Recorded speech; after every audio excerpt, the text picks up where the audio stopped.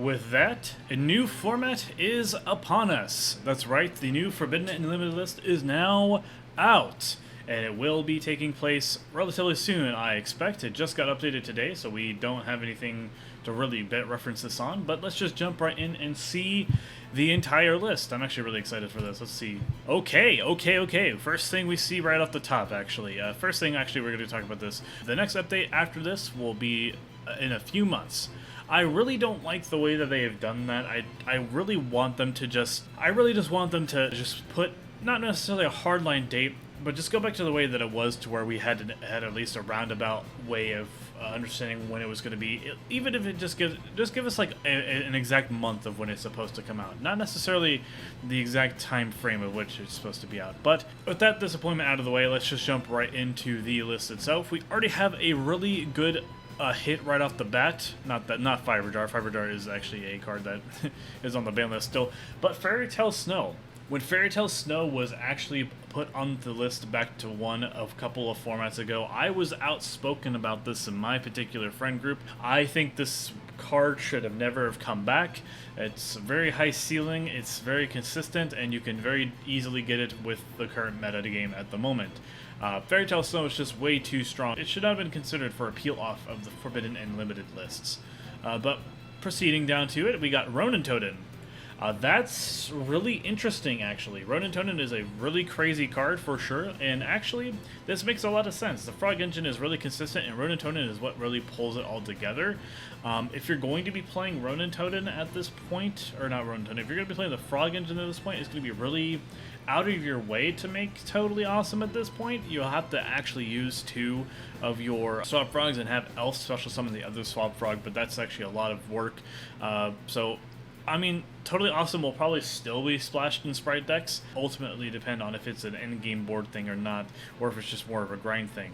This does actually eliminate it from the Tier Element package, because Tier Element was playing Ronin Toten Swap Frog and the Sprite Engine alongside their other Tier Element stuff, so that is a thing that could...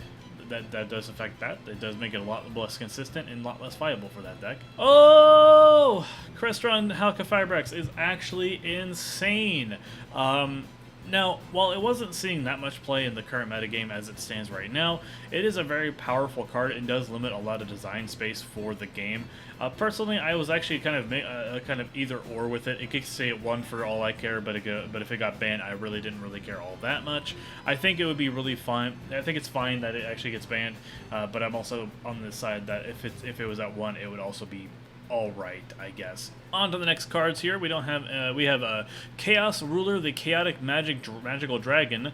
Rest in peace, anyone that was playing zombies or Punk for that matter. Tier Element Punk was a really strong deck for the most part, but it wasn't really doing all that much, all things considered. That said, though, Chaos Ruler is a card that just gets more powerful as time goes on, so it's another one of those cards that just limits design space in the grand scheme of things, and it also just is a very powerful card currently. It's seeing a lot of play today, so it's in like stuff like Necro Shinobi and stuff like that, so it's really just a powerful card all around, and it was probably going to go sooner than later. Okay, nothing in the spells. Oh, we have Red Reboot. Trap decks rejoice. This card is now no longer a thorn in your side. This card is actually an extremely powerful card. Can shut decks down depending on how it goes. It's also just a really good way it was a really good way to just counter your opponent's plays very easily, and your opponent just had to stop what they were doing because they couldn't respond to it.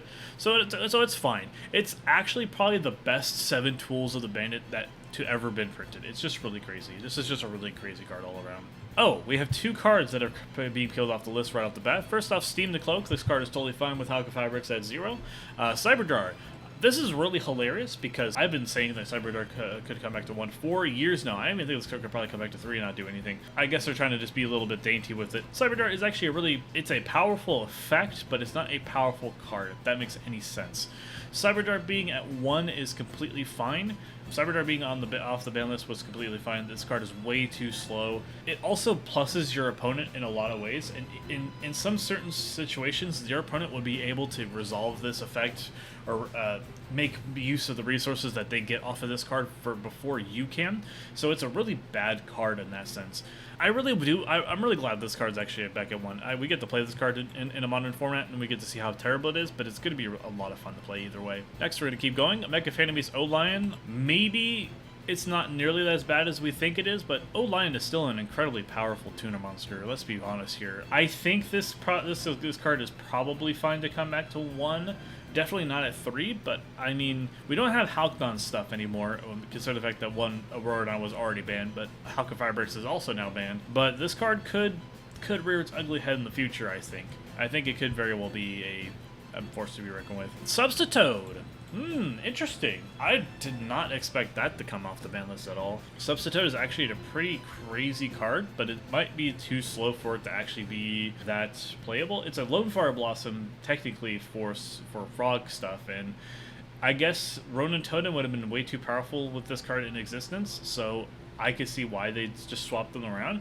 Maybe in some situations, in Sprite, you could probably maybe tech this in as like a way to start your combo. And so instead of you just normal summon the Substitute, activate Substitute's effect, and then you go into Swap Frog activates the effect to send into a Swap Frog, but you're playing a brick. You're playing another one of a brick. Sprite was already cutting Dupe Frog because people were drawing it too much, so I'm not sure if this will actually see any play at all, but it would be really interesting to see what people come up with this. I actually really like this card. It's fine. Next, I see a Synchro missing here. Nothing here so far. Oh, for Spellbook of Judgment. Okay, this card is currently at 1 in the OCGG and at 1 in Master Duel, and it seems to not be doing anything there. That said, this does open a few possibilities for a couple of decks. First of all, Runic Spellbook could actually be a thing because they have a nice resource engine with you could just use this as a nice resource engine. And Pendulum Magician, not Pendulum Magician, just Pendulums in general could actually make use of this card because in Darkwing Blast, Majesty Maiden is a spellcaster, and this card could very well just be able to special summon that card during the end phase and just get some free advantage off of that. And the spellbook stuff is pretty cool in and of itself. Like, if you get enough spellbooks in the grave and you start adding stuff to your hand with it, you can get like stuff like Wisdom, which is a non-targeting banish, which also can also bounce a spell trap to the hand if you want to use that effect. It's just a super good card, but I'm not sure if we can actually. I'm not sure if it'll actually make that big of a splash, to be honest. And we have a Pointer of the Red Lotus as the only card being newly limited. This card is actually interesting because the reason why this card is probably going to 1 is because it's to lessen the consistency of seeing information. Konami doesn't care if cards are discarded from the hand. They don't really care about that, really. Information is more important than the actual discarding effect of itself. So this is probably a reason why this card went to 1.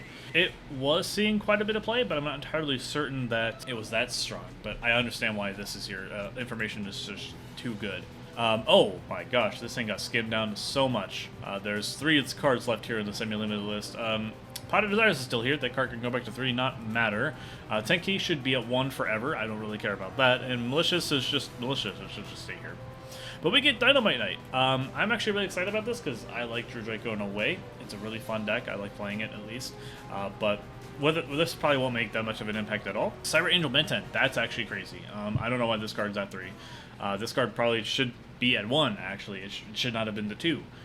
This card's super crazy. I don't understand why this card's here.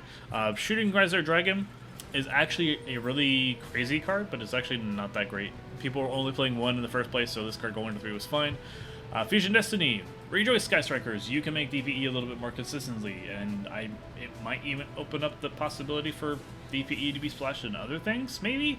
I'm not entirely sure. I'm not sure if the consistency of 2 to 3 it would make that much of a difference, but we'll have to wait and see, I suppose. And the Dear Servant going to 2 might have actually been... actually, it might not have been a mistake, but I'm actually just kind of wary of this card.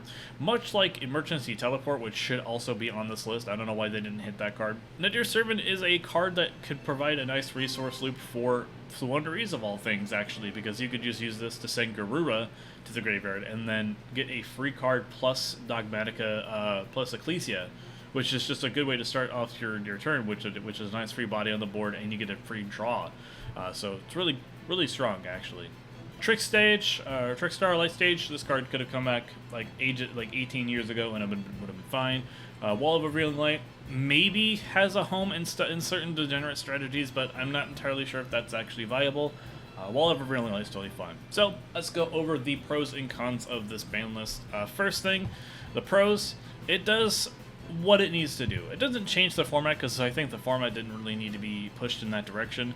The format is it's totally fine right now. Just other than a few minor things that they didn't deal with, but they could have dealt with earlier.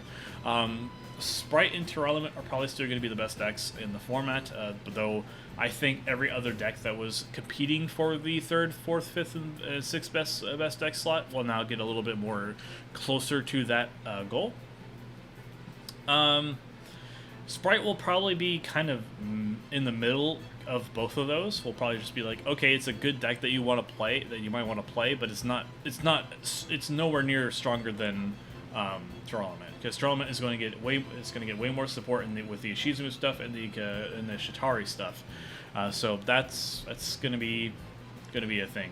Other things, Halka Fabrics being banned is actually really good because it limits design space for tuners in the future, and now Konami can start making crazy tuners again.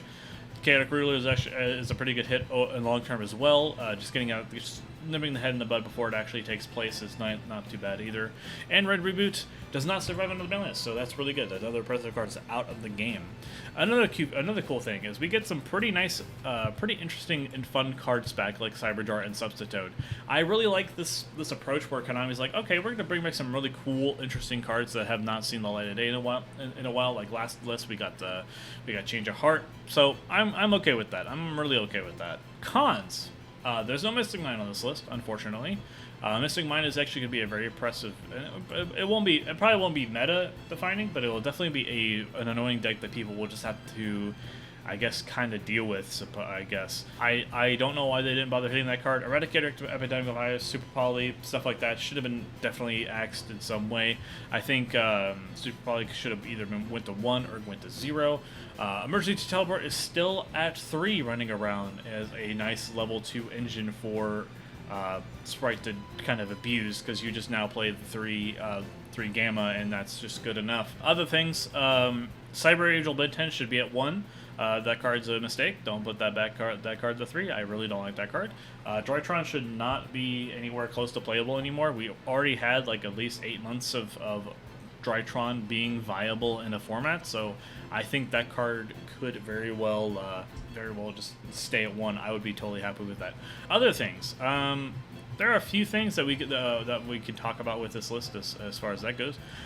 What should we expect from a further implementation of the ban list? Well, we can't really predict the future as far as how the format will look, but I think it'd be really nice if we could see some other cards get peeled off the ban list. Specifically, I think there's a few cards down here that might actually be pretty good. Hot take, I think Delinquent Duo is a pretty bad card. It kind of pluses you in the format that we currently live in, and it actually would be really just a fun card to play for one, and it doesn't really do all that much disruption because, well, if you hit a tier element, then they just go off on your turn, and you kind of just do, and that's going to be the most popular deck for the foreseeable future. Other cards that could be really interesting to come off the ban list, like it would be like Ultimate Offering, but that could get out of hand, and some cards that could probably go to 2 or 3 probably right now.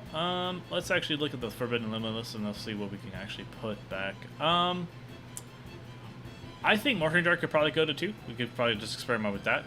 Just give MT Jar their entire deck back, I guess. We could just see how that goes. Cardinal Ice could probably go to 2. That would have been kind of fun. Other than that, Second's Light could go to 2. That card could go to 2 or 3. That would be totally fine with that as well. Spiral Reserve can go to 2, or maybe even 3. Magical Explosion needs to be banned. I'm kidding, but not really kidding. Time Steal could go to 3. Also, Yatagarasu is still right here and needs to go to 3. Those cards are terrible, and no one's going to play them. But anyway, if you guys did enjoy this video, and if you guys do like the ban list, please let me know what your favorite hit on the ban list is. If you don't like it, tell me what they could have improved on it, because I think there's a lot of things that they could have done to improve this ban list. And I'll see you guys in the next video. This has been All Things Entertaining, signing out.